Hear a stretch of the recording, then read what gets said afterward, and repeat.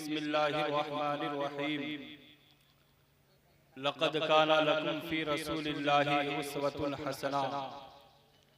आमन्तु बिल्लाहि सदक़ल्लाहुल मौलानाल अज़ीम व बल्लगना रसूलुहुन नबियुल अमीनुल मतीनुल करीम व नहनु अला ज़ालिका लमिनश शाहिदीन वश्शाकिरीन वल्हम्दुलिल्लाहि रब्बिल आलमीन। आइए सबसे पहले हम और आप, हम गरीबों के आका, हम फकीरों के दाता, लंबे लंबे हाथों से भीख देने वाले आका, रब्बे हबली उम्मती के सदा लगाने वाले आका, गर्मी हश्र में अपने दामन में छिपाने वाले आका, मैदान महशर में अपने हाथों से हौजे कौसर के जाम पिलाने वाले आका, आमना के लाल मदीने के ताजेदार, दोनों आलम के मालिक मुख्तार नाइब परवरदिगार जनाब मुहम्मद रसूलुल्लाह सल्लल्लाहु तआला अलैहि वसल्लम के मुक़द्दस बारगाह में जिन्हें जो दुरूद पाक याद है ईमानदारी के साथ जी लगा के पढ़ लीजिए। अल्लाहुम्मा सल्ली अला सय्यदना व शफीना हबीना व मौलाना मुहम्मदिन बाग़िसिल सलवली सलातु व सलाम अलैका या रसूलल्लाह सल्लल्लाहु तआला अलैहि वसल्लम। हज़रात, हमारी और आपका ये मुश्तरका खुशनसीबी कि हम और आप जश्न गौसुल वरा कॉन्फ्रेंस में हमारी और आपकी हाजिरी हुई है। देखिए साहब, मुझसे कबल आप शायरी समाप्त कर रहे थे, आप शायरी भी सुनिए और तकरीर भी सुनिए। जो लोग जाने वाले थे चले गए, अगर तकलीफ ना हो तो रोड पे बैठने वाले आगे आ जाएं। नकीबुल हिंद हज़रत अलहाज अल्लामा निसार अहमद साहब क़िबला की अच्छी निकाबत आप समाप्त कर रहे हैं। सदर जलसा हज़रत अल्लामा फिरोज साहब क़िबला तशरीफ़ रखते हैं और हज़रत अल्लामा मौलाना जियाउद्दीन साहब क़िबला की क़यादत में ये जलसा चल रहा है। मेरे बाद इंशाअल्लाह आपको शायरी भी सुननी है। उस्ताद ग्रामी हज़रत अल्लामा मुफ्ती सुल्तान रज़ा साहब क़िबला की खिताब भी आपको समाप्त करनी है। मेंबर नूरुल उलमा इकराम की नूरानी टीम है। मेरी थोड़ी देर तकरीर होगी। दुनिया के सबसे बेहतरीन मजलिस में आप बैठे हैं, दुनिया के सबसे बेहतरीन मजलिस में आप बैठे हैं। अल्लामा निसार साहब क़िबला की आप निकाबत समाप्त कर रहे हैं। इनकी उंगलियों को पकड़कर कितने लोग मेरे जैसे बोलना सीखते हैं। साहब, थोड़ी देर मेरी तकरीर होगी, ज्यादा मेरी तकरीर होगी, 15 से 20 मिनट मेरी तकरीर होगी। आप थोड़ी देर तकरीर सुनिए, कभी कभी बात अच्छी लग जाए तो सुभान अल्लाह भी कह लिया कीजिए। उलमाए किराम की नूरानी टीम है। इन उलमाए किराम के दुआ लेते हुए हिंद के हसान, हम सुन्नियत के जान, साहिब कंजुल ईमान, जिन्होंने बचाया हम सुन्नियों का ईमान, बरेली की टूटी हुई चटाई पे बैठकर यूं मदसरा होते हैं कि सबसे आला व औला हमारा नबी, सबसे आला व औला हमारा नबी, सबसे बाला व आला हमारा नबी। कौन देता है देने को मुंह चाहिए, देने वाला है सच्चा हमारा नबी, देने वाला है सच्चा हमारा नबी। अच्छा साहब, आप लोगों को सुभान अल्लाह नहीं आता है? माँ बाप से आप मोहब्बत करते हैं? करते हैं? माँ बाप से मोहब्बत करते हैं ना? अल्लामा फिरोज शमसी साहब की दुआ लेते हुए एक शेर में पढ़ता हूँ कि माँ ना होगी तो वफा कौन करेगा, माँ ना होगी तो वफा कौन करेगा, ममता का हक अदा कौन करेगा। खुदा हर एक की माँ बाप को सदा सलामत रखना, वरना हमारी जिंदगी की दुआ कौन करेगा, वरना हमारी जिंदगी की दुआ कौन करेगा।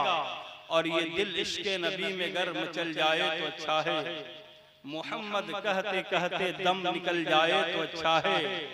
नमाज़े असर पढ़नी है जो पूछे तो अली बोले, मेरे सरकार अगर सूरज निकल जाए तो अच्छा है, मेरे सरकार अगर सूरज निकल जाए तो अच्छा है। साहब, हम दुनिया के सबसे बेहतरीन मजलिस में बैठे हैं। अल्लाह रब्बुल इज्जत कुरान पाक में इरशाद फरमाता है, लक़द काना लकुम फी रसूलिल्लाहि उस्वतुन हसना, लोगों तुम्हारे लिए नबी की जिंदगी नमूना अमल है। कामयाबी चाहते हो, नबी के जिंदगी को अपना आइडियल बनाना होगा। कामयाबी चाहते हो, नबी के जिंदगी को फॉलो करो। साहब, अगर हम दुनिया में कामयाबी चाहते हैं तो दौलत इकट्ठा कर लेने से इंसान कामयाब नहीं होता है, बिल्डिंगें बना लेने से इंसान कामयाब नहीं होता है, अच्छा लिबास पहन लेने से इंसान कामयाब नहीं होता है। आज पूरी दुनिया के इंसानों को कामयाबी चाहिए, चाहे जिस धर्म के मानने वाला हो, हिंदू हो या मुसलमान हो, सिख हो या ईसाई हो, क्रिश्चियन हो या यहूदी हो, सबको कामयाबी चाहिए। हिंदू है उसे भी कामयाबी चाहिए, मुसलमान है उसे भी कामयाबी चाहिए, जिस धर्म के मानने वाला हो। आज दुनिया इतनी तरक्की कर चुकी साहब, लोग जमीन से उड़कर आसमान पे चले गए, चांद पे जाकर अपनी निशानी को छोड़कर जमीन पे आ गए। मगर मैं चांद पे जाने वालों की तारीफ पढ़ता तो सोचता हूँ कि जब ये चांद पे गए होंगे, चांद इनके सामने होगा, ये चांद के सामने होंगे, तो चांद भी इन्हें देखकर मुस्कुराया होगा और कहा होगा, इंसान तू इतना तरक्की कर चुका कि जमीन से उड़कर मेरे ऊपर आया और अपनी निशानी को छोड़कर जमीन पे जा रहे हो।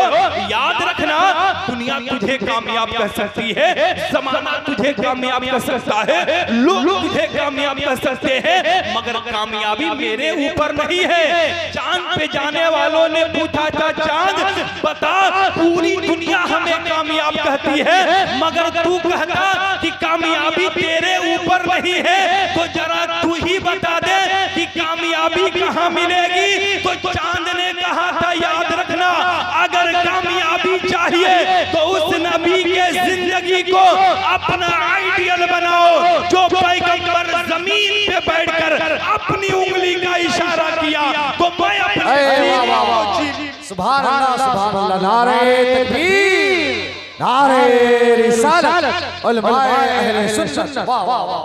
ने कहा कामयाबी चाहिए, नबी की जिंदगी को अपना आइडियल बनाओ, उस पैगंबर की जिंदगी को फॉलो करो, जो नबी जमीन पे बैठकर अपनी उंगली के इशारा किया, मैं अपने सीने को चीर दिया। कामयाबी चाहिए, उस नबी की जिंदगी को अपना आइडियल बनाओ, जहां से सिद्दीक़ अकबर को कामयाबी मिली, जहां से मौला अली को कामयाबी मिली। याद रखिए साहब, अल्लाह रब्बुल इज्जत सबसे बेहतर हमें बनाया है, सबसे हसीन हमें बनाया है, हमें नबी की उम्मत में पैदा किया है। हम उस नबी के कलमा पढ़ने वाले हैं, जिस नबी की उम्मत में आने के लिए कितने अंबिया ने दुआ किया था। मगर याद रखिए साहब, आज हर ऐब हमारे अंदर है। अल्लाह रब्बुल इज्जत ने 18,000 मखलूक को बनाया, सबसे खूबसूरत इंसान को बनाया, सबसे हसीन इंसान को बनाया।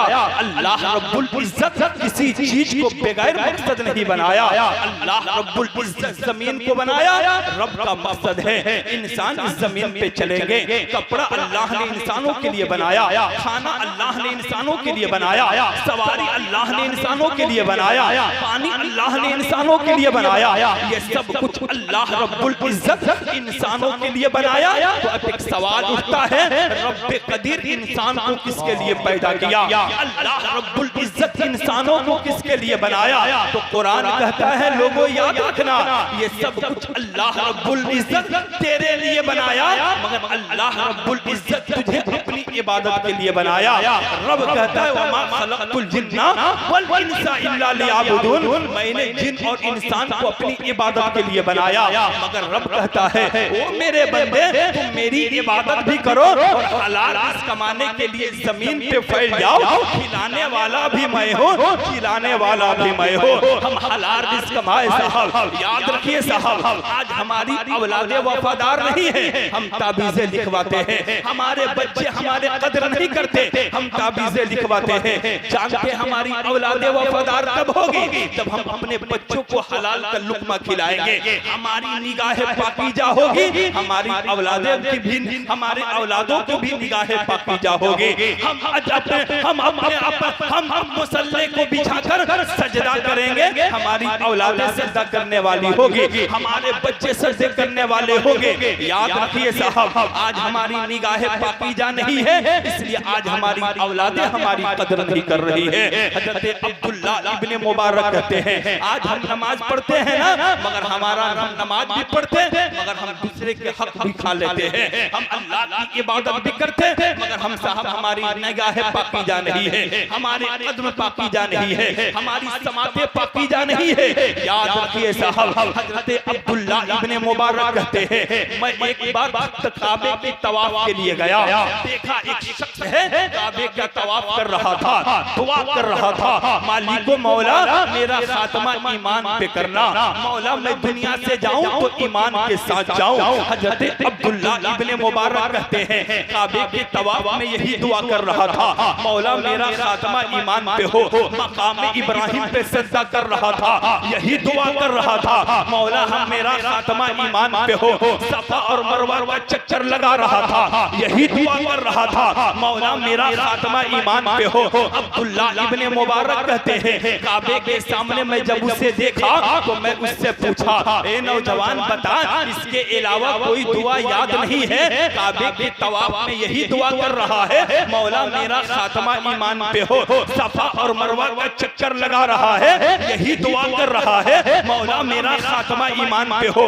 मकाम इब्राहिम पे सजदा कर रहा है, यही दुआ कर रहा है, मौला मेरा खात्मा ईमान पे हो। हजरत अब्दुल्ला इब्ने मुबारक कहते हैं जब मैं उससे पूछा ना तो अपनी निगाहों को उठाया, मैं देखा उसकी आंखों में आंसू है, रोकर कहने लगा, ए अब्दुल्ला इब्ने मुबारक इसके अलावा भी मुझे दुआ याद है, मगर मुझसे मेरे दो बड़े बड़े भाई थे जिनका इंतकाल हो गया, मैं उनके हश्र को देखा ना, जब आखिरी वक्त आया ईमान खत्म हो गया था, ईमान पे मौत नहीं हुई। अब्दुल्ला इब्ने मुबारक कहते हैं मैं उससे पूछा क्या तेरा भाई नमाजी नहीं थे? कहा नमाज पढ़ने वाले थे, रोजा रखने वाले थे, हज करने वाले थे, ज़कात देने वाले थे, गरीबों की मदद करने वाले थे, मगर मेरा बड़ा भाई इतना इबादत करता था कि 40 साल तक मस्जिद में अजान पढ़ता रहा, नमाज पढ़ता रहा, नमाज पढ़ता रहा। मेरा दूसरा भाई 35 साल तक अल्लाह की रजा के खातिर अजान भी पढ़ता रहा, नमाज भी पढ़ता रहा, मगर नमाज पढ़ने के बावजूद उनकी निगाहें पाकीज़ा नहीं थी, उनका किरदार अच्छा नहीं था, कैरेक्टर अच्छा नहीं था, सोच अच्छी नहीं थी, उनकी समातें अच्छी नहीं थी। इसलिए जब दुनिया से जाने लगे तो अल्लाह रब्बुल इज्जत ने ईमान को छीन लिया। याद रखिए साहब, हम अपनी जिंदगी इस तरह गुजारे, हमारा किरदार अच्छा होना चाहिए, हमारी समातें अच्छी होनी चाहिए। आप चाहते हैं हमारी औलादे वफादार हो तो याद रखिए साहब, ताबीज भी लिखवाएं मगर अपने बच्चों के सामने अपने माँ बाप की कदर करेंगे, हमारी औलादे भी हमारी कदर करने वाली होगी, हमारे बच्चे हमसे मोहब्बत करने वाले होंगे। अल्लाह के नबी इरशाद फरमाते हैं तुम चाहते तेरी औलादे वफादार हो तो अपने बच्चों को हलाल का लुकमा खिलाओ। नबी इरशाद फरमाते हैं इंसान की जिस्म के अंदर एक गोश्त का टुकड़ा है। सहाबा ने पूछा या रसूल अल्लाह उसका नाम क्या है? आका इरशाद फरमाते उसका नाम दिल है। जब इंसान का दिल संवरता तो इंसान संवर जाता है, जब इंसान का दिल बिगड़ता तो इंसान बिगड़ जाता है, जब इंसान का दिल संवरता इंसान की समातें संवर जाती है, जब इंसान का दिल संवरता इंसान की निगाहें संवर जाती है, जब इंसान का दिल संवरता इंसान के कदम संवर जाते हैं, जब इंसान का दिल संवरता तो इंसान नमाज पढ़ता है, जब इंसान का दिल संवरता तो इंसान रोजा रखता है, जब इंसान का दिल संवरता तो इंसान हज करता है, जब इंसान का दिल संवरता तो कोई गरीब नवाज होता है, जब इंसान का दिल संवरता तो कोई महबूब पाक होता है, जब इंसान का दिल संवरता तो कोई गौसे पाक होता है, जब इंसान का दिल बिगड़ता तो इंसान की समातें बिगड़ जाती है, जब इंसान का दिल बिगड़ता इंसान की निगाहें बिगड़ जाती है, जब इंसान का दिल बिगड़ता इंसान बाप को गाली देता है, जब इंसान का दिल बिगड़ता इंसान माँ को बुरा भला कहता है, जब इंसान का दिल बिगड़ता तो इंसान आलिमों को बुरा भला कहता है, जब इंसान का दिल बिगड़ता इंसान नमाज से दूर हो जाता है, जब इंसान का दिल बिगड़ता इंसान रोजा से दूर हो जाता है, जब इंसान का दिल बिगड़ता तो इंसान बिगड़ जाता है, और जब इंसान का दिल संवरता तो इंसान संवर जाता है। या रसूल अल्लाह ये दिल संवरता कब है और ये दिल बिगड़ता कब है? तो आका इरशाद फरमाते हैं हलाल खाओगे तो तेरा दिल संवर तेरा दिल। वाह वाह वाह वाह वाह, सुभान अल्लाह। नारे तकबीर, नारे रिसालत, जश्न गौसुल वरा कॉन्फ्रेंस, उलमाए अहले सुन्नत, नारे तकबीर, नारे रिसालत। वाह वाह वाह। याद रखिए, हलाल का लुकमा हम खाएंगे, हमारा दिल संवर जाएगा, हमारी औलादे वफादार होगी। मगर आज क्या है साहब, हम अपने माँ बाप से मोहब्बत नहीं करते हैं, माँ बाप से प्यार नहीं करते हैं। माँ दुनिया में है, दवा की दो घोट के लिए तरह जाती, बेटा माँ का इलाज नहीं कराता। कपड़ा के लिए बाप तरह जाता है, बेटा कपड़े का इंतजाम नहीं करता। मोहब्बत कब दिखाई जाती है, जब बाप का इंतकाल हो जाए तब हम मोहब्बत दिखाते हैं। जब माँ का इंतकाल हो जाए तब हम मोहब्बत दिखाते हैं। जब 40वें और 20वें में दिखाने के लिए 500 लोगों को बुलाकर खाना हम खिलाते हैं। बाप का 40वां है आना, माँ का 3जा है आना। मैं कहता हूँ साहिबो याद रखना, जब माँ बाप मिले ना, उनकी खिदमत करके दुनिया में जन्नत हासिल कर लो। जब माँ बाप दुनिया से चले जाए, उनके 40वें और 20वें में 500 का 1000 लोगों को बुलाकर खिलाने की जरूरत नहीं है, बल्कि सबसे बेहतर ये है जब माँ बाप मिले तो उनकी खिदमत करे। जब माँ बाप दुनिया से चले जाए तो माँ के जाने के बाद, बाप के जाने के बाद उनके 10वें और 20वें में गरीबों को बुलाकर खाना खिलाए, यतीमों को कपड़ा पहनाए, मदरसे के बच्चों को बुलाकर कुरान की तिलावत कराए, और उस पैसे को बचाकर अल्लामा जियाउद्दीन साहब के पास जाए और कहे हुजूर, मेरी माँ जब तक दुनिया में थी मैं उससे मोहब्बत करता था, दुनिया में था उससे प्यार करता था।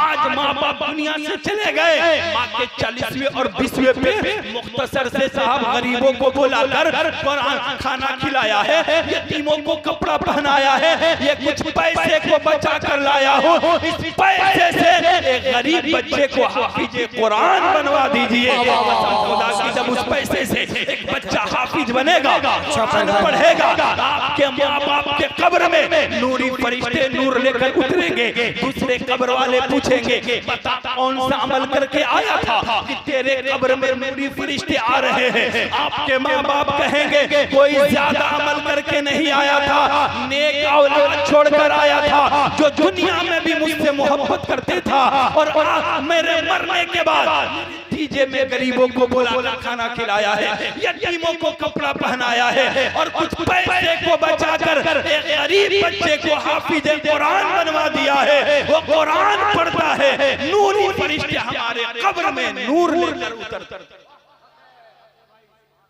लेकर उतरते हैं। इसलिए साहिबो याद रखिए, हम नबी के कलमा पढ़ने वाले हैं, नबी से मोहब्बत करने वाले हैं, नबी से प्यार करने वाले हैं। हम अपने मदरसे को भी ख्याल रखें। दुनिया के सबसे बड़ी किताब का नाम कुरान है, मगर बहुत अफसोस साहब, बड़ा अफसोस होता है साहब, गैर भी ताना देते हैं। हमारे यहाँ दुनिया के सबसे बड़ी किताब कुरान है, मगर कुरान पढ़ाने के लिए हमारे पास पैसे नहीं है। ज़कात और फितरे के मोहताज हमने बना दिया है। अपनी मेहनत की कमाई से मदरसे में दे, दीन की तालीम होगी, कुरान पढ़ाया जाएगा, हदीस पढ़ाई जाएगी। साहब हम अपने बच्चों को कुरान पढ़ाए, जब हमारी औलाद कुरान पढ़ेगी। कुरान ने कहा माँ के कदम के नीचे जन्नत है, हमारी औलाद माँ की कदर करेगी। और साहब माँ बाप जन्नत का दरवाजा है, हमारी औलाद बाप की भी इज्जत करेगी। अल्लाह रब्बुल इज्जत कुरान पाक में इरशाद फरमाता है, लक़द काना लकुम फी रसूलिल्लाहि उस्वतुन हसना। लोगों तुम्हारे लिए नबी की जिंदगी नमूना अमल है। अगर कामयाबी चाहते हो ना, तो नबी की जिंदगी को अपना आइडियल बनाना होगा, नबी की जिंदगी को फॉलो करना होगा। हम दुनिया में भी कामयाब रहेंगे, आखिरत में भी कामयाब रहेंगे। अल्लाह रब्बुल इज्जत हमें दुनिया में भी कामयाब रखे और आखिरत में भी कामयाब रखे। शर्त हम नबी की बताई हुई तरीकों पे चले, अपनी निगाहों को पाकीज़ा बनाए, अपना इखलाक अच्छा, किरदार अच्छा बनाए, हम दुनिया और आखिरत में भी कामयाब रहेंगे। पढ़ लीजिए अस्तगफिरुल्लाह रब्बी मिन कुल्लि ज़ंबि व तूब इलैहि। पढ़ लीजिए ला इलाहा इल्लल्लाह मुहम्मदुर रसूलुल्लाह सल्लल्लाहु अलैहि वसल्लम। व आखिर दवाना अल्हम्दुलिल्लाहि रब्बिल आलमीन। अस्सलाम।